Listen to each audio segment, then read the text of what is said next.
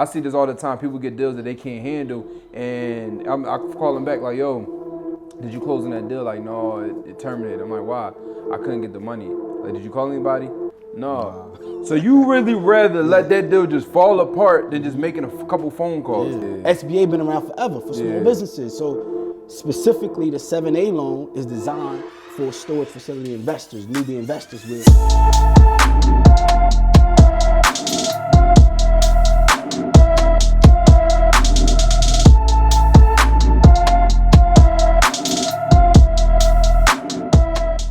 So man, first and foremost, bro, appreciate you coming through. I know this was a little ride, but I'm definitely glad you came through. And one of the things I want to say, why I thank you, because this whole thing, we just trying to have, people don't even realize how, like we just was talking about a couple multi-million dollars worth of deals, multi-million dollar deals just now, and you just gave me an idea, crazy good look on that. And people don't realize that, we don't even realize that these type of conversations everybody not having. So the whole point of this is so people can tap in and see these type of conversations and hear these type of conversations, and now they start thinking about like, I live by having 6 and 7 figure conversations every single day. Like every single day, I gotta be talking about some type of move. It might not have to be, obviously it's not gonna be the full 24 hours of the day, but at least at some point, something that's gonna get my brain flowing. So one, I wanna thank you. So just tell a little bit, like you said you from Brooklyn, right? Yeah. Well, wait, first and foremost, I want to thank you for even extending the platform and willing to build. You know what I'm saying? That's what it's about. Born and raised in Brooklyn, so that's what, you know, we all got the same story, no matter where you from. Philly, Brooklyn, Cali, every hood got its own jungle. We all got the same struggles, welfare, food stamps, in and out streets, all that, right? We did that. But I always knew I was going to be like great. I just didn't know how, right? I played basketball. I thought I was going to be great at basketball. Got cut short fast, you know what I'm saying? Started rapping. I used to rap and all that. Throw videos on YouTube. For? Yeah. You was hard? Hell no. That's how I would have been still rapping. But yeah, I was doing that, and I was just trying to figure out like what's my next move or whatever. And that's when entrepreneurship just really became something for me, because I'm like, yo, how come in our community we only got 3 options, right? It's either we gonna trap, it's either we gonna rap, or we gonna be an athlete, entertainer, right? So how can we do something different? Got into real estate back when I was, it was like 2014, 2015, just started really learning. I wasn't even making money, bro. I was just like learning. But one of the biggest things that I took away from being in real estate was branding yourself. That's why I'm so big on marketing and branding, because you got to be able to set yourself apart. You know, so if you're a real estate agent, why would people go to you versus all these other real estate agents, right? As real estate investors, why would these homeowners, landlords work with us versus these other individuals? So I started to build my brand up and tell everybody around me, my friends and families, like, yo, listen, when it comes to real estate, I'm your guy. Like, literally, tap in with me, I'm your guy. And I had no real estate experience. That's the crazy part. But I had the confidence. I knew I was going to go. And I was able to get this property in Brooklyn, a brownstone, 2 families. So that's lit. It was a brownstone. It was a family that was going through pre-foreclosure. So, you know, for pre-foreclosure, they losing their house. Got on the contract for $590,000. But here go the play though, right? So I got on the contract for $590,000. I didn't have the money. My first deal in real estate, fresh out of college, I'm making $55,000 a year. I was working. You graduated? I graduated. Great. Graduated, yep. So now I'm working at Pepsi, $55,000 a year. Got a contract. This is my side hustle, and I'm like, damn, how I'm gonna do this? I had people offer me $100,000 assignment fees. So then I'm like, damn. I remember Master P said this one time. He said, listen, if somebody willing to pay you $1 million, that means it's worth $10 million. If somebody will pay you $10 million, it's worth $100 million. So I always had that in my mind. I'm like, damn, if somebody willing to pay me $100,000 assignment, how much money they gonna make on this deal? So I said, I can't let this deal go. I tried to get approved for mortgages. They didn't approve me because the loan amount was too long. But I ended up getting a capital partner. So through a mentor of mine, found somebody that had money or were already in real estate, killing it, came in, put up the entire $590,000. I put no money in my pocket. I just had to give him 50% equity on the deal when we flipped it. So we went in there, put $40,000 worth of work into the property. So it wasn't bad shape? Well, we ain't even do a real rehab. All we put on is a new roof, cleaned it out, and that was really pretty much it. So another investor gonna come in and do what they want to do with it. Oh, so you just want to do a little value add so the next person, I got you. Exactly. Just went up the ladder a little bit so the next person could finish. Exactly. So put it on the market, sold it for $1.2 million. And that's when I made 6 figures in real estate. My very first deal, $157,000. But beyond just the money, it was the experience of me going through that process. And at that point, I'm like, yo, like, yeah, I mean, this is it. Yo, first and foremost, congrats on that, because a lot of people, first off, your first deal, my first deal wasn't like that. Your first deal, people like, shoot, your first deal wasn't like that. Like, a lot of people not even doing stuff like that. But the biggest thing, bro, I'm gonna be honest with you, is that I appreciate just from hearing is your discipline. It take a lot of discipline to turn down 100,000. It take a whole lot of discipline to turn down $100,000. Like, so for you to turn that down and think like, yo, it's a longer bag behind this, that take a lot of discipline. So my question to you is, one, did you when somebody offered you $100,000 assignment fee, did you know what that was, or you just like? I didn't really know, and I think that actually helped me out too, because when You didn't want to get finessed. Yeah, it's like, damn, like what's going on? You know what I'm saying? And when you young and you immature and you new to an industry, you think that it's so I thought I was gonna make 300, 400,000 to be real with you. I didn't know I was gonna settle out with 157. Because after taxes and paying everybody, now you know one number, and at the end of the day, you walk home with a certain other different number. But the reason why I turned down 100K is because I'm thinking I'm gonna make 400K. Yeah. But I'm still happy because I had the experience. Like Experience that was made more up the other valuable than 150. anything. Exactly. Yeah. So now run this back for people that's like, trying to figure, they don't get this piece.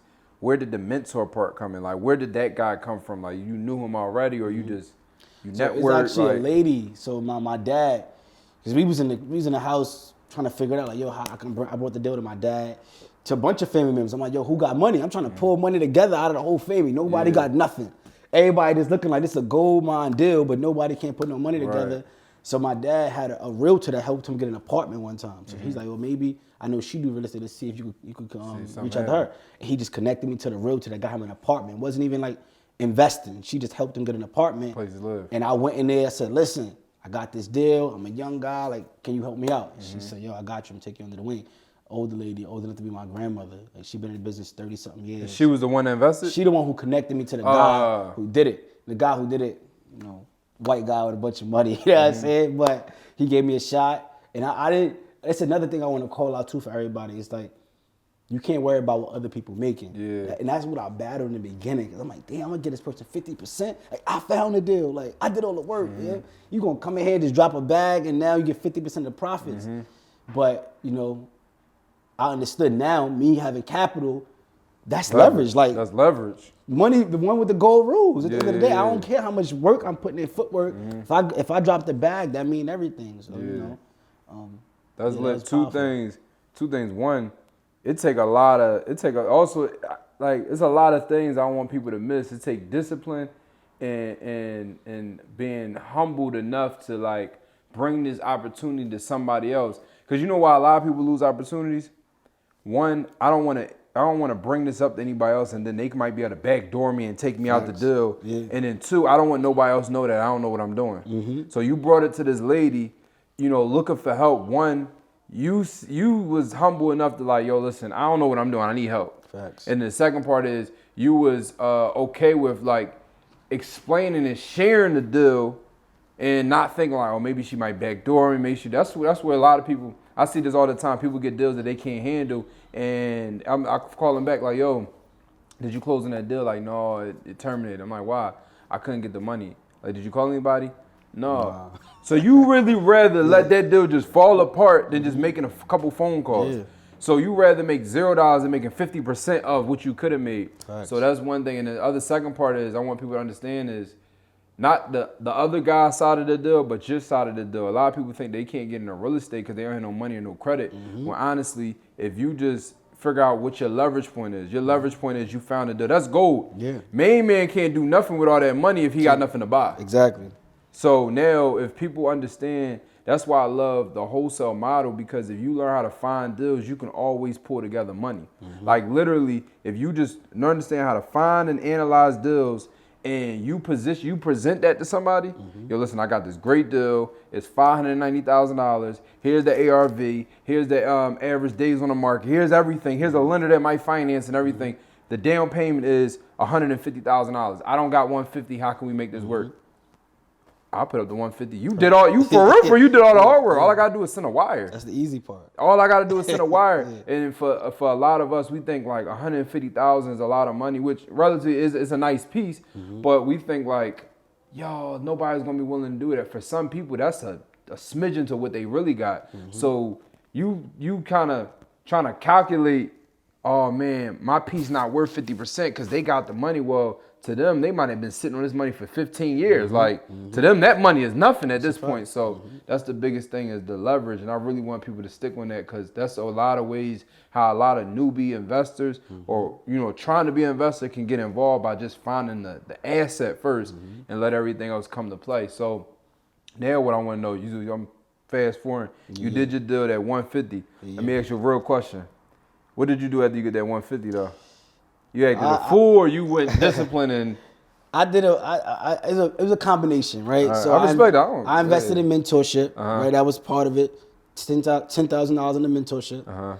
From that, I went and bought another property, right? I bought it cash, rehabbed it, did the bird, pulled the money out, right? The other part, I was just spending, thinking I had money, right? But this is why I messed up, bro, because education is so powerful. I didn't put no money aside for taxes. I thought like 157,000, I'm good. That's me. Next thing you know, next year come, I got hit with a $35,000 tax bill. I'm like, shit, you know what I'm saying? So that's more so what I learned from it, like being able to really manage the money. Just because you make 150K, you still got to offset for your expenses, your taxes, and be prepared. And it put me in a position where I knew the money, I lost the money at the end of the day. The money was gone, right? But I had information from it because I had the experience. I invested in mentorship, but now I had the belief.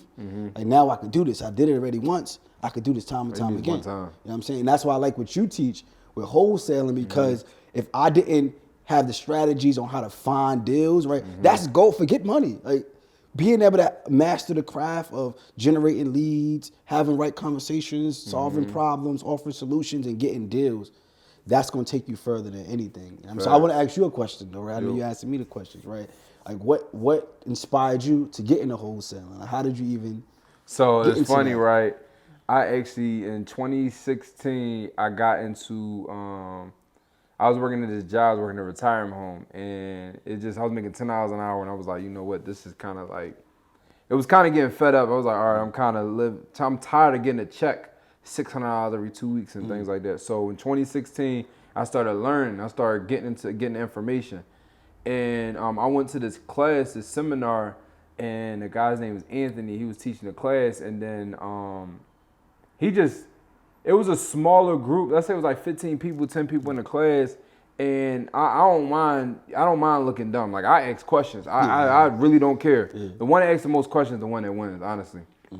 So now I asked the questions, and then him start talking on the side, and he became one of my first mentors early on. And he said, "Yo, you kind of got a knack for this." I'm like, "You talking about?" He said, "No, you kind of like the way you talking. You know a little bit. You asking questions. He just saw something. He's like, yo, I think this might be a skill." So I'm like, yeah, I'm trying to buy a house because the seminar was how to buy real estate. He said, "No, I think you should get on the sell side of it." I'm like, "No, I just want to buy something."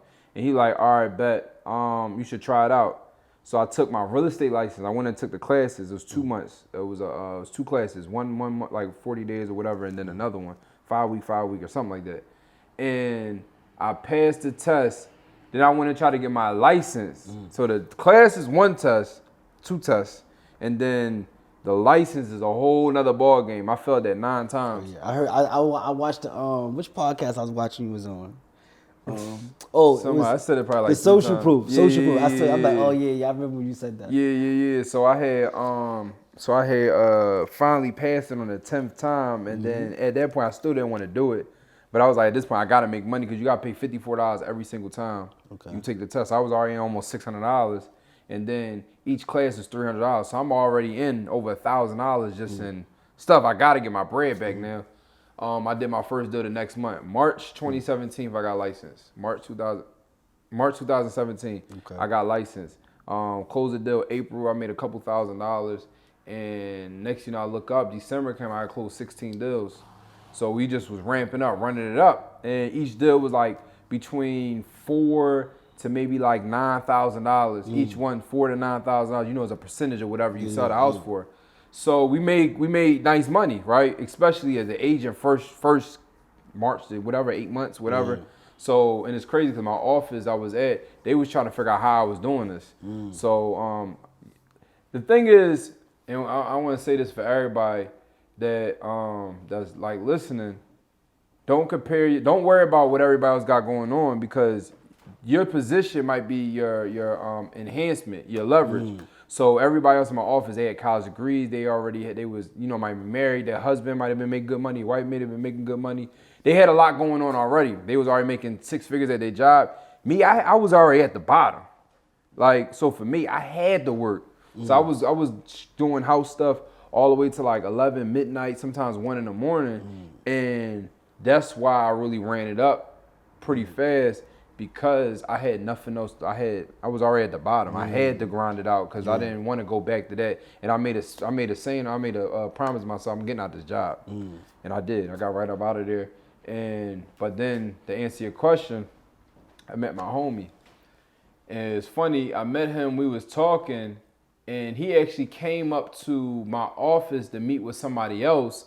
And then the way my office worked, you had to like use a fob to get out. Okay. So I was like, bro, I'll walk you down. Me and him started talking, and I walked him down. We just ended up exchanging numbers. We was connecting. And then he told me, he was like, yeah, I made like $16,000 or $17,000 off this deal. And I'm like, what deal you do? He's like this, and he was like, the house like $50,000. I'm like, how long does this take? He was like, it took like 20, 30 days. I'm like, bro, I just did the same fucking thing, and I got $5,000. And he was like, yeah, boom, boom, boom, boom. I'm like, no, the math ain't mathing. He broke it down to me, and I was like, so you walking around in ball shirts all day, and Dickies all day. I'm wearing this suit. Yeah, I made $5,000. You just made $17,000. Not to count his pockets. That's my man. But I was just like, okay, I need to get on that side, because I'm paying for cleaners, dry cleaners. I'm, being super duper professional, which you got to be all the time anyway. But I was just like, yo, like, I don't like. I like that a little bit more. So then I learned it, and then I did my first deal was $4,000 or $5,000. Okay. It was quick as easy. It was actually more than that, but it was 3 of us on the transaction, so it was $15,555. And then I did another one was like 10. Then I did another one was like 10. Then another one 20. I did with 60s, and it went on from there. And then once I did that, it was like, I think the biggest thing every entrepreneur has is that moment where they like, okay, how can I cut the time down but make more money? So you like, okay, I can do the same amount of time, make more money. It's like everything else don't really kind of matter. You like, that's not worth my time no more, because I can go and double up. And also the one thing I really liked is because I'm finding deals, and I had the option like, okay, I can keep something now. Once, with realtors on the market, live, 50, 100,000 people looking at with this, I'm like, yo, it's only me and the seller know about this. Like, facts, that's a fact. So that's how I kind of kept it going from there. Nah, that's dope. Yeah. So I relate to your story, because I didn't even get to the part to take the test for the license. I actually was just doing the online course, and I was failing on that part. You know what I'm saying? But I was in college at the same time, so I'm thinking I could skate. You know what I mean? Like, I'm in class, got finals, and then I'm over here taking this real estate course, thinking I could just get by. You know what I mean? And I failed. I'm like, all right, I'll go back and get to it again. But once I made money on the investor side, like, I ain't never go up. Well, I got to go back and do that. I would have told you not to do it. For real. But that's good, though. So now, one thing I want to ask you, so you invested, you started doing more things. Now, one thing that you talk about, which I'm super curious, you just put me on a play. Facts. And I want y'all to understand, he just put me on like a he just saved me. How much did we save? He saved me at least $1.5 million. No lie. This play he just gave me saved me $1.5 million. And I'm going to, we'll talk about it another easy $1.5 million I would have spent on construction. He just saved me that. So thanks. How did you transition into the commercial real estate? Because I know that's what you teach about. You got a lot of mentees. You got a lot of coaching on strictly on commercial real estate. And when I first heard you, say commercial real estate, I'm thinking I own commercial mixed-use buildings. I have a couple of them. So I'm thinking you talking about like that. storefront on the first floor, apartments upstairs. I'm like, yeah, we all do that, Yeah. right? Not like downplaying it. I was like, I like it, but yeah. I was like, okay, cool. So I tapped in a little bit. I heard you say something about apartment, but let me stay on this boy live a little bit. And I stayed on a little bit. I'm watching you talk about it, and that's when I was like really intrigued. So how did you get into that piece? Because I don't know a soul that talk about that. Yeah, so it's crazy how it started, right? You know, we started out in residential real estate. I'm running the strategies, right? Text message campaign, the whole thing that we do to find these deals. Right. And I reached out to this homeowner, but it was for a single family property. And he was like, yo, I'm not actually looking to sell that, but I got a 6-unit building that I want to sell. So I'm like, all right, bet, it's a 6-unit building. Let me look it out. Let me look at it, right? Started going through that process, got under contract for $115,000, right? Crazy deal. But the process was much easier buying that 6-unit building than buying a single family. It was crazy because when you get commercial financing, yeah, you got to put 25% down, but they're not looking at your bank statements for the last 6 to 12 months, right? They're not looking at you per se as the person. They're looking at the asset. How could that asset cover this debt? And if it's cash flowing, then we good. So I'm like, all right, that make more sense. I got more cash flow. It's easier to finance.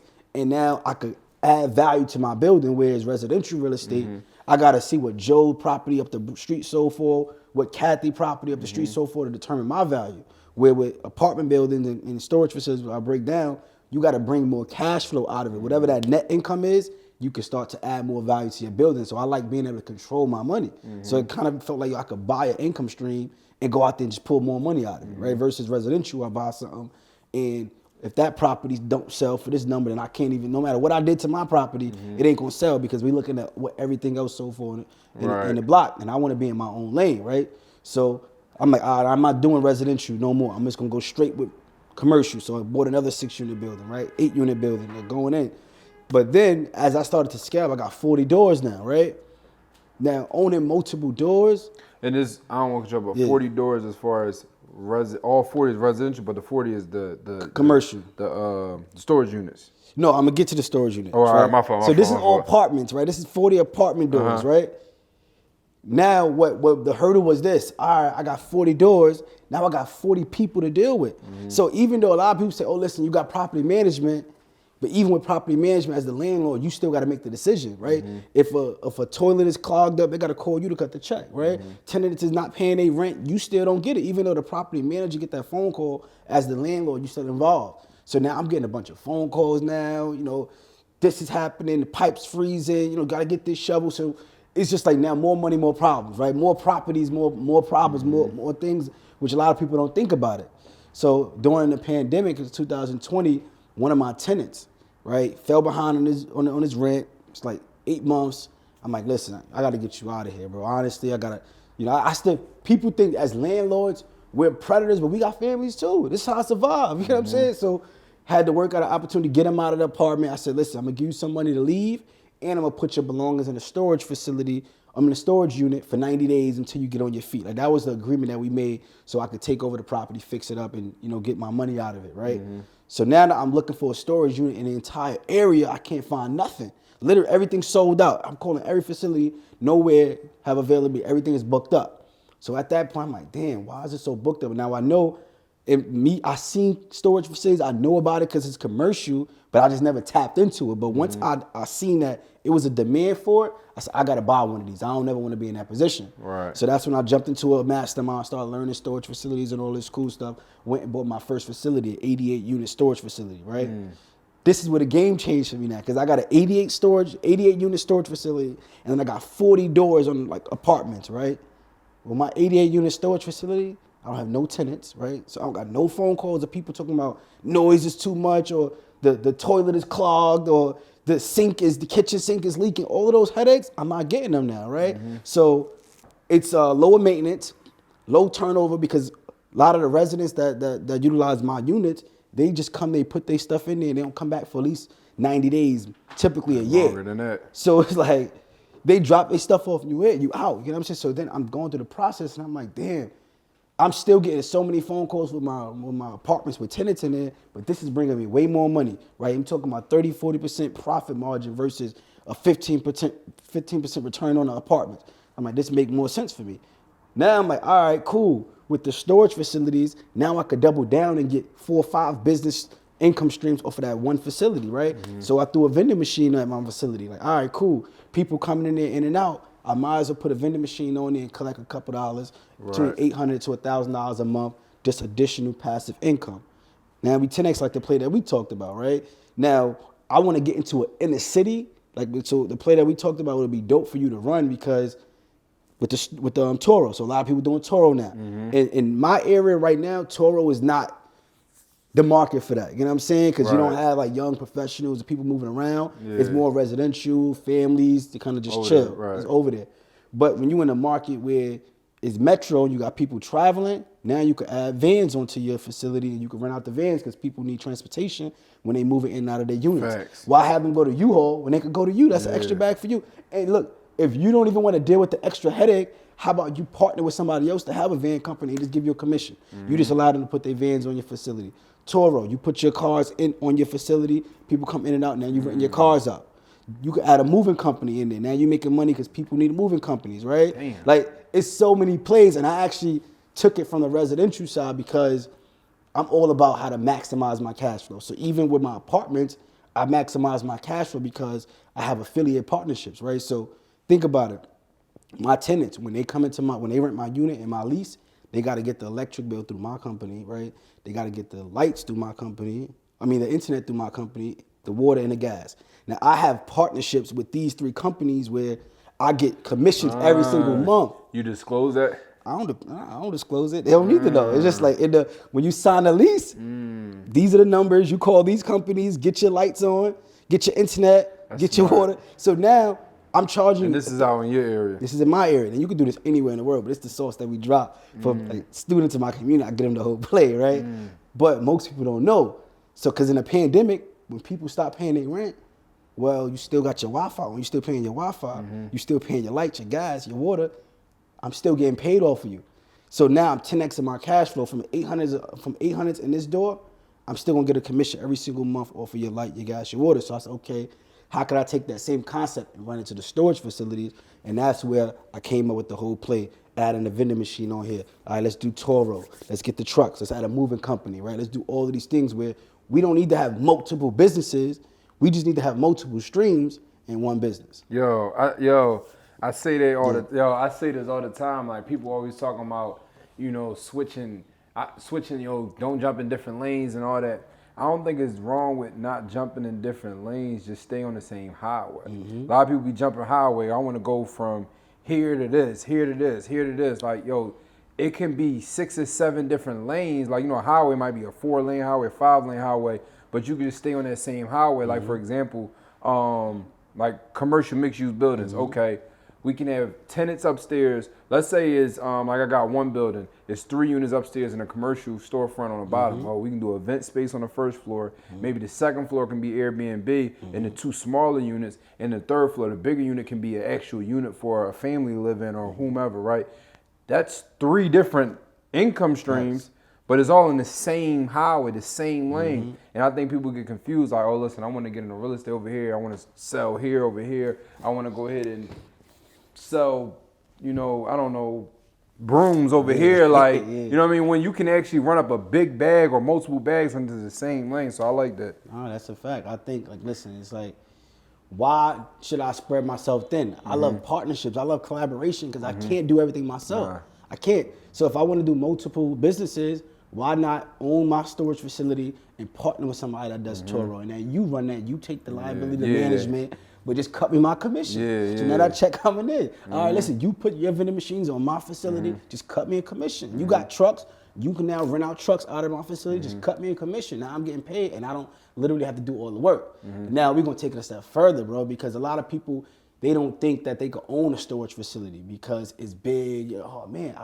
1 out of 10 people in the U.S. actually rent out a storage unit, but we don't think about owning the facility. Yeah, facts. And I never did. Storage facilities is not only real estate, it's a small business because you got to hire your staff, right, that work in that office. And I'd even say like selling retail, like packing supplies, boxes, tape, all that little stuff, right? But you're running a business, and you qualify for the SBA, which is the 7A loan, right? So most of us only heard about SBA because of the pandemic and the PPP, but SBA been around forever for small businesses. So specifically the 7A loan is designed for storage facility investors, newbie investors, where all you got to do is come to the table with 10%.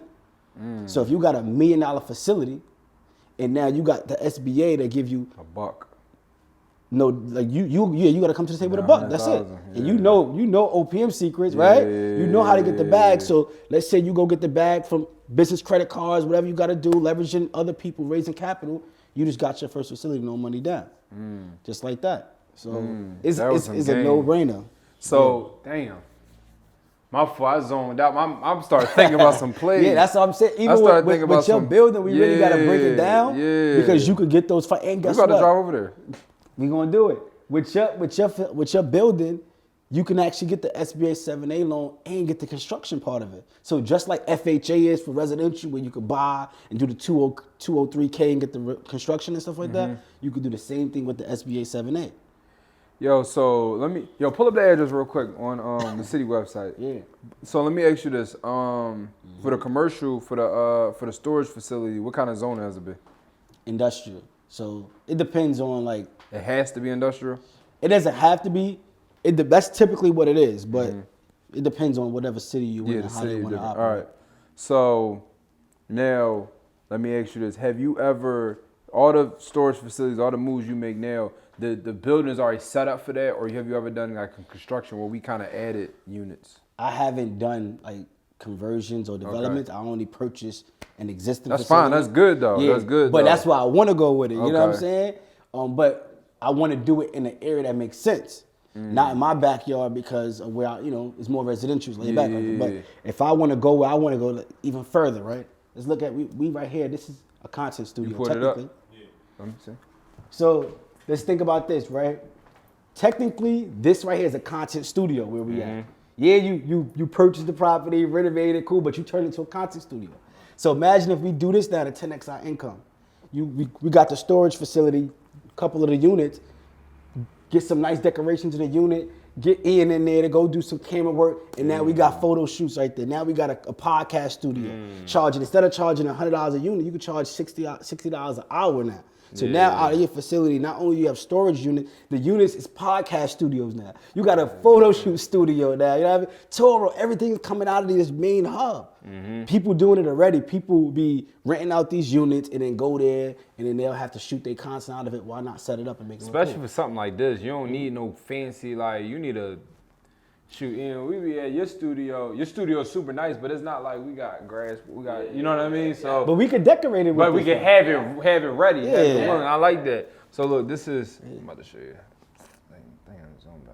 Basically, it's 12,000 square feet. Okay, A that's space huge. that we can put nice. How much? What size of the storage So, units that you have? 12,000 square feet. It'd be like an 8-foot by. You know what I mean? It's going to vary. Like the mix of the units, it could be 10 by 10, 10 by 5. But let's say we do 10 by 5s, 12,000 square feet. You're probably talking about. You got to factor in, common area and things like that. Always. You're talking about, maybe 80 to 100 units. Geez, God. 80 to 100 units that you can get. How much is a unit? $100 a month? Yeah, so it averages, you're talking anywhere from, about 100 averages, because you could go up to like 130, 150, depending on how big it is. And then you at like 70, 80 for the smaller units. But $10 the first month, then bring you in on the. Yeah. That's how they got me like that. That's how they get you. Why can't we be on the back end of that? You know what I'm saying? So, And then some of them open up one of the spaces to be like a content thing. God dang. so that's like the real play right there that that's why I said I really want to build beyond this, because if we could set up an operation, because I'm 2 hours out, you feel me? But if I said, I already got my VAs and all that. Yeah, we already doing yeah. that. We just need boots on the ground that could be out and we could bring bread. We go find something. The money is nothing, and we go crazy. Yeah, no, I like that. One thing I want to go back. You said something earlier that went into mindset. Because I think the biggest thing, it's in this order: mindset, learn, to earn. Your mindset gotta be right, then you learn, then you earn. It can't go the other way around, otherwise you messed up. A lot of NBA players messed their money up because they went straight to earning before they learned and before they got their mind right. So one thing that you said was you believe in maximizing, you believe in trying to get highest and best use, you believe in all these different things, but it's money, but that's all a mindset thing. How did you get to this type of mindset? Was this something that just landed in the midst of accident, or you already was like that? It's like we come from nothing, bro. Yeah. Like we gotta make the most. We coming from the hood, like you know what I mean. We thirsty, we hungry. Grandmas make Kool-Aid, making sugar and water. It's like make the best out of it. So that's just how I was, you know. Hand me downs from my brothers, my cousins, and we just make the most out of whatever we can. So it's already in us now. We just gotta take that same mindset and apply it to something positive like entrepreneurship and business. We make the most out of things that don't make sense now. You know what I'm saying? Like we want to call up the homies and borrow each other chains in cars. Like what we doing? You know what I'm saying? Exactly. Let's come together. Let's maximize. Let's pull the most. So what I always say is I want to squeeze the most juice out of the lemon. So if I got a lemon, I'm gonna squeeze it. I'm gonna make lemonade. Lemon pie, spike lemon pepper wings. You know, we can do everything. You know what I'm saying? But that's just always been in me.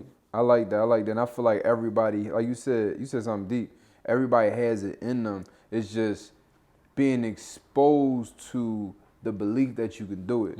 If that makes sense. Like I feel like everybody has a skill set to go ahead and buy a building, but the problem is everybody's not exposed enough to other people doing it. So it's like I feel like everybody got this feeling. I'm like, I feel like I'm supposed to do something. I just don't know. I don't got nothing to like look at to pull it out. Like like you know, you go to the doctor and the doctor like, what's the matter? I just don't feel. It feels something going on right here. I just don't know what it is. And I feel like we all have that. Like I feel like I got something. One of my mentors say, what do you do that comes easy? Like this thing comes easy, but I don't know what I'm supposed to do with it. Like I can draw really well. I can think numbers really well. I can put together partnerships really well, but I'm not really sure what I need to do with it. And I think that's why the biggest thing for people is showing up, going to masterminds, going to networking events, collaboration, because now I had something that I was like, yo, it's something good here. I just don't know what.